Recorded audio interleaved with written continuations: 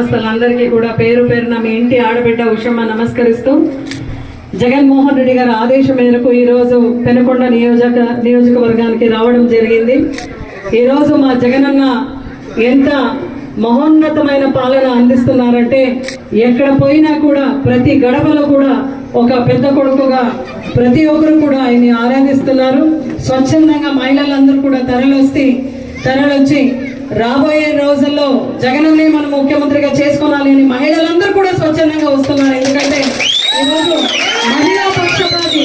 మహిళా పక్షపాతి మా జగనన్న కాబట్టి ప్రతి సంక్షేమ పథకాల్లో కూడా మహిళలకు భాగం కేటాయిస్తూ ఇప్పుడు ఈరోజు మహిళలందరినీ నడిపిస్తున్నారు. ఇప్పుడు నాడు నేడు ద్వారా పిల్లల భవిష్యత్తు కోసం, అదేవిధంగా ప్రతి పంచాయతీలో కూడా ఒక వైఎస్ఆర్ క్లినిక్ అని ఏర్పాటు చేసినాం. గతంలో చాలా సౌకర్యాలందరూ కూడా చెప్పేవాళ్ళు మా ఫ్యామిలీ డాక్టర్ ఉన్నారని. అయితే ఈరోజు జగనన్న ప్రతి బీదోడింటికి కూడా ఒక ఫ్యామిలీ డాక్టర్ ని కాన్సెప్ట్ ని తీసుకొని వెళ్ళిన ఘనత మా జగనన్నది. రాబోయే రోజుల్లో మనమందరూ కూడా జగనన్ని భారీ మెజారిటీతో కూర్చోబెట్టి మళ్ళీ సీఎం గా చేసి ఇంకా సంక్షేమము అభివృద్ధి రెండు కూడా ఆయన బ్యాలెన్స్ గా తీసుకొని వెళ్తారు. కాబట్టి ఈ రోజు ప్రజలందరూ కూడా చాలా మందిని కలుస్తుంటే కూడా ప్రజలందరూ కూడా జగనన్ని మళ్ళీ మనం సీఎం గా చేసుకుంటామని చాలా మంది స్వచ్ఛందంగా చెప్తున్నారు.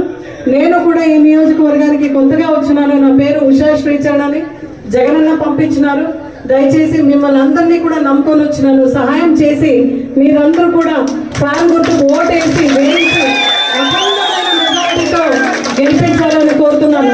నేనైతే నా తరపున మాటిస్తున్నాను, ఏ పల్లెల్లో కూడా ఏ గ్రూప్ కూడా మనం పెట్టుకోకూడదు. అందరూ కూడా జగనన్న పక్షపాతిగా మనం అందరూ కూడా నడుచుకోవాలా.